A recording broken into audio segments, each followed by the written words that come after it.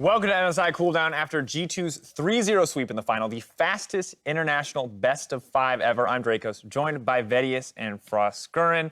We're going to hear more from Caps and Perkz in a few minutes, but for now, G2, I'm trying to, you guys aren't bringing as much energy as I thought. No. You guys were supposed to be, I thought you guys were going to be crazy and you're going to bring me up. I was trying to figure out the appropriate way to celebrate in this moment, because I'm in shock, I'll be honest. I'm still a little bit in shock. Good guys, G2, they saw that Fnatic currently held the record for fastest loss in an international series, and G2 are like, Fnatic, we got you. Not only will we bring home the trophy to Europe, we'll also scrub your name from the record books and just pencil in Team Liquid.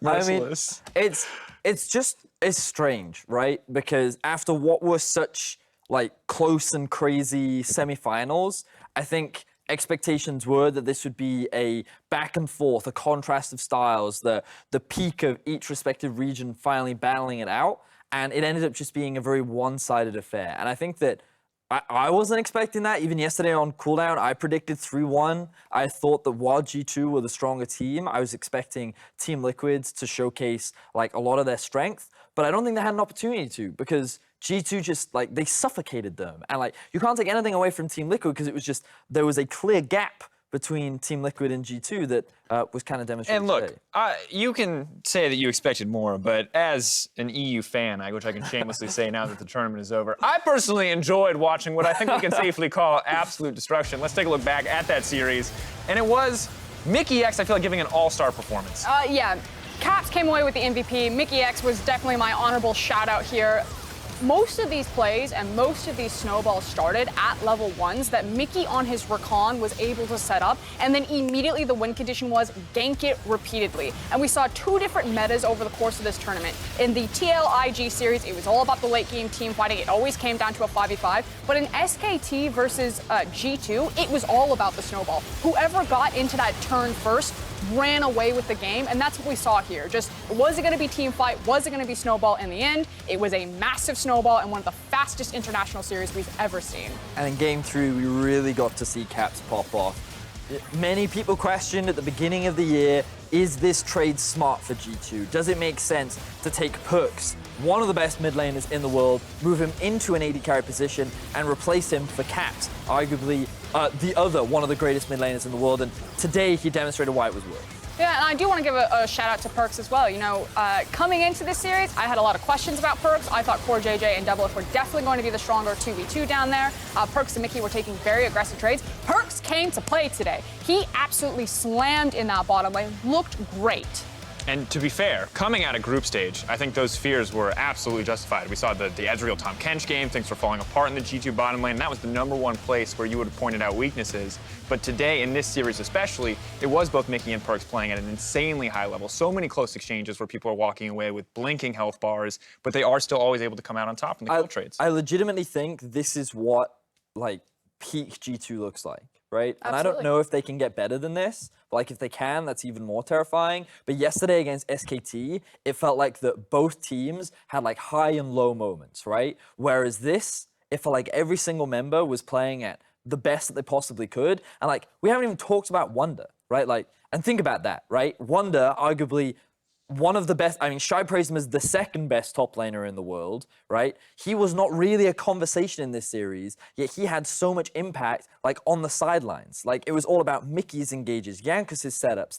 The whole team just came to play today. They really wanted that title. And something I love that we heard from Caps is that they still want IG, that they're not content with just an MSI. The MSI's title is massive. I think it's huge for LEC, it's huge for Europe, it means so much. But Caps is such a competitor that he's looking at the next thing already. He's like, the next trophy, getting better. He's not even taking a second to stop and say, hey, we did great, this is awesome, we're gonna relax for a little while. He said, yeah, I'll get some time with my family, but also, when it comes to my career, I just wanna take it to the next level. And how can we be better? How can I be better? And the irony of this is that when Rookie won his world championship, he said, it doesn't mean as much because I didn't go through Faker. Caps now says, it doesn't mean as much because I didn't go through Rookie. The man that has been Caps' kryptonite for God knows how long. And he beat Faker. He and G2 took down SKT, and they sat there and said, this still isn't enough. Until we overcome our demons, it's not enough. and like it only sets up for a perfect storyline at Worlds. This is like a rock paper scissors Pokemon triangle right here. Caps beats Faker, Faker beats Rookie, Rookie beats Caps. Like has to get resolved at some point. But who gets to be Charmander? That's the real question. Shout out to LS with the Pokemon references. Of course, looking across though, I think this is fantastic, as you mentioned. One of the most dominant series we've ever seen, and for G2 as a whole, I think. Now coming back into LAC with this much on their shoulder, it feels like they might just be unstoppable until we move into Rift Rivals. I'm going to say it now. First few weeks, G2's going to lose. They're going to be tired. They're going to drop some games. They want to take a break. They don't want to be scrimming as hard. I'm not going to hold that against them. They've just won an MSI. If they drop a couple games at the beginning of the split, I will not be surprised. But of course, wait, broadcast it'll be MSI champions. Yeah. How can you take down G2? Yeah. And as soon as someone takes them down, amazing! But what this now is, this will only make our region hungrier. It will only make it more competitive because now there's a benchmark for the European teams to work towards, and everyone is going to be eyeing G2 to try and upset them going into the next LEC split. I also think it's extension to all of the West, and it should be to all of the teams. We talked about kind of that mental blocker, it feels like should be removed now that you've gone through both Invictus Gaming and SKT for both TL and G2, but it's this idea that you know, we know that we can win now playing our style, so this should be a wake-up call to everyone. You can do it. You are not predetermined to always be in 4th or 3rd place. And I like it especially, those final words from Caps, where he's like, hey, play your own style, do exactly what you want to do. I think no surprise to see him be the MasterCard Finals MVP. 17 out of 22 first-place votes as we re-look at it. Just an incredible performance from him, an incredible performance for G2 as a whole, but of course, a fantastic tournament for Caps as well, outside of 1 or 2 hiccups. I had the opportunity to say it in the cast, best European mid laner, and I think he showcased it today. He had a phenomenal Aurelia performance, and Caps is just a joy to watch, and he's such a joy personality as well. He's always smiling, he's always so happy, and how can you not love his dad? When do we get to have Caps in the conversation of best European player of all time? Because I know right now that's mostly dominated by like the likes of Soaz and Reckless, because there are so many European greats. But, you know, the fact that we finally have this guy taking home an international title at MSI. I think the conversation for best Western player already started when we looked at how good this guy was. Not like most historic. He does not have the greatest number of achievements, but in terms of individual best, the conversation started, and now I feel like he's probably, at least right now. Highs, do you know what all that matters? EU mids, man. EU mids. EU mids. Well, to get some more insight from the players, as Shox is ready with Caps and Perkz, let's send it over. Thank you very much, Perkz and Caps. Indeed, they even brought the trophies, I should say, the MSI trophy and the MVP trophy. Congratulations also from my side for you guys. I know you guys already talked a lot on the stage, but now that everything's kind of sunk in, maybe Caps, you first. Of course, you don't only win your first international title, also the MVP title. Now that it's sunk in for a minute, how do you feel about everything? So as I said on stage, I still want to beat IG. But at the same time, obviously we're celebrating now. Probably gonna celebrate for a few weeks, and then LEC starts, and then we have to go on again. But I think we're just celebrating and happy. I love how you look at Perkz, and you're just trying to get like something out of him. Perkz, tell me about what it all means for you, and just to summarize, you've been fighting for this for so long internationally. Plus, you made the move to AD carry only this year. That must be phenomenal. Yeah, well. Yeah, I don't know, it's kind of crazy, honestly. I don't know what to say. I'm just super grateful because last year I was even in a tougher spot, like mentally, individually. So I wasn't really sure how to deal with it after like the success we had, and then we didn't have success at all. So I think I learned a lot from that year, and I'm just super grateful for my org and all the players we have that we actually managed to like get this far so short time. And it's actually really crazy because I haven't even played with Mickey for like 3 months almost, and we actually won MSI. Like, what is even going on? You know, like, it's a lot of thoughts, but yeah, I'm just super grateful. Yeah, is it hard to realize because you've both been fighting for it so hard, you so long? You of course had the heartbreak of Worlds just a couple of months ago, Caps. Does that make you appreciate this even more? I mean, for sure it does, right? We didn't really know what to expect going into this lineup. We knew that we would need some time, or that's what I thought. But it turns out that we were just like kind of good from day one. We clicked very fast together, and we never really had problems. So it's hard to like say, like it's not something you can predict, right? But everything ended up going good for us, and now we're here. Yeah, tell me about today, because of course at the end of the group stage, it was a bit up and down. You know, you guys lost those 3 games in a row, but then you ended up beating SKT, and then today you looked like a different team. You know, how come? Were you just feeling incredibly in the zone and poised for that trophy? Well, I don't know. Like, I feel like we are the team that actually plays really well under pressure, but I also feel like we play really poorly in some games that don't matter, but kind of do matter anyways. And that's just because of, I don't know, our mindset or the way we approach the game. And that's something that kind of needs to be fixed for future because, yeah, we want to be the team that wants to dominate all the time, not be like, we don't want to have bad games as well. So, yeah, I feel like today everything has been so on point from preparation to draft in execution in game, and the communication was really, really clean as of compared to like our yesterday series even. Yesterday series was fine, but we were like a bit lost, I feel like, and we were like doing a lot of stuff that we shouldn't be doing. And yeah, of course, way better than the last 3 games of group stage, right? So yeah, I mean, I don't know. Today I think we played so good, so I'm really, really happy for I also think we had a team that's like really good at preparing, and it's hard to prepare in MSI for every game because you play so many games back and forth, and it's just kind of like random when you go into the games. But when it's like one team you play, then it's easier to prepare for.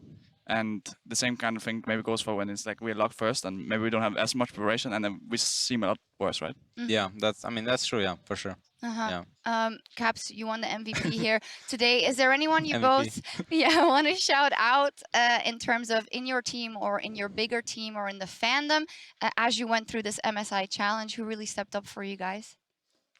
Well, I mean, I think Is there anyone you want to shout out? I'm sorry, that was a bit confusing. I was gonna shout out to Caps. Okay. I think he's doing an insane job, and yeah, he's just playing really well. A lot of games, not every game. And I think he deserves everything he gets. So. Thank you. I mean, now I want to give a shout out to you as well, right? You reroll to 80, and already we are winning at MSI. So, and it's even like a bot meta, right? So it's pretty crazy. But at the same time, I feel like everyone on our team did so well. I think to just give a shout out right now, I kind of want to give a shout out to Promiscu, just because I'm sure everyone else will get like a lot of credit.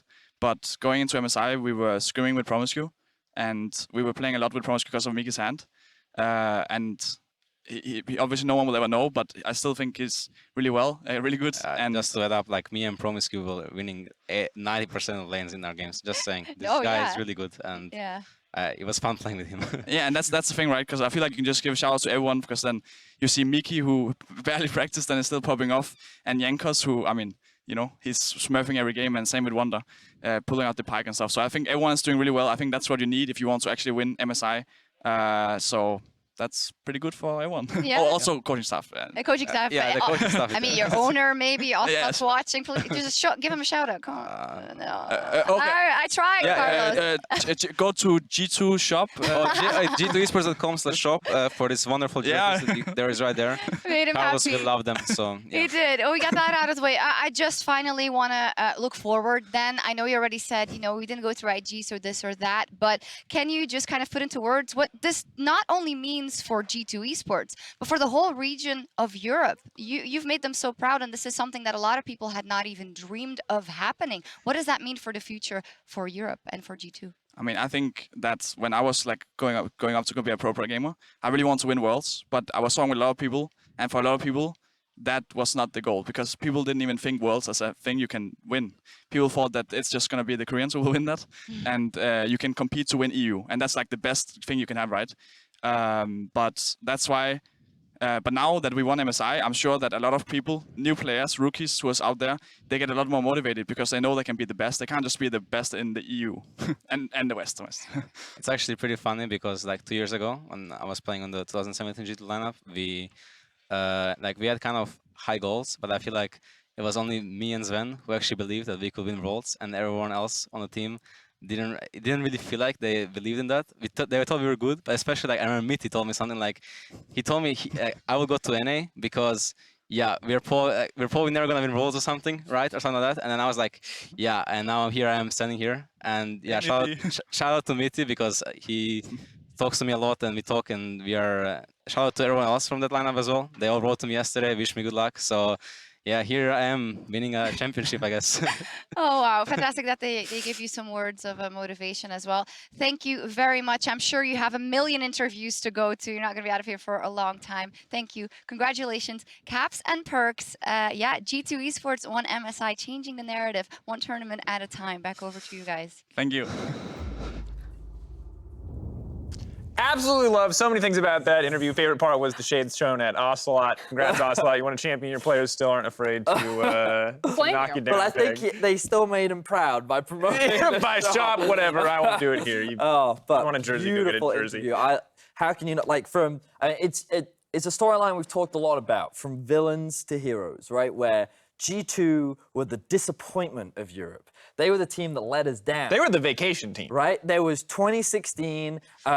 MSI, like it was this spot 3 years ago where G2 and 8, the meme started, right? And then they went to Worlds twice, failed to get out of groups. The second time, they lost to Albus Nox Luna. Like, G2 as an organization, from an EU fan's perspective, was never anything that you could put your faith in because they would always disappoint you, right?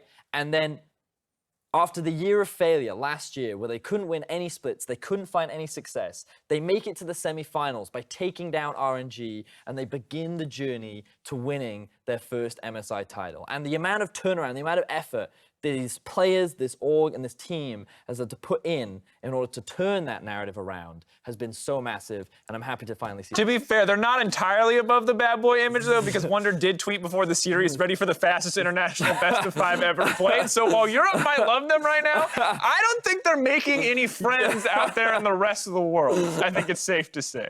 I don't know about you guys, but since I've been in Europe, this has been great. We have a theory that you might be the secret to our success, because you left LPO 1 and then you left, and now I'll take it. It's fine.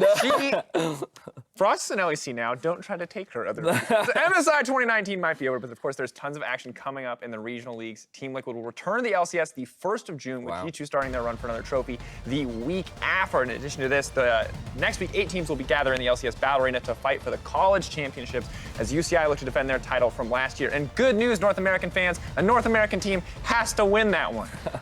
Oh, that's rude. I was just about to say, rude. the gap is behind you. I am tired of hearing about that conversation. I'm going to say it. It is dead. Yeah, you can say whatever you want about that TL-IG series or this TL versus G2 series, but the fact of the matter was Europe made it, or Europe and North America made it for a finals. Worlds is wide open. Yeah. No longer will NA and EU inner groups be seen as a free win. Like, this is going to be a completely different world championship. It's going to be very exciting. And I look forward now to watching LCK and going, oh my God, what is this fiesta? This is an LEC level. I'm joking. I love you guys, LCK fans. So for myself, the casters, and the entire live broadcast crew, don't blame me. Thank you for watching MSI 2019, and we'll see you for the return of regional leagues. Goodbye. EU is the best!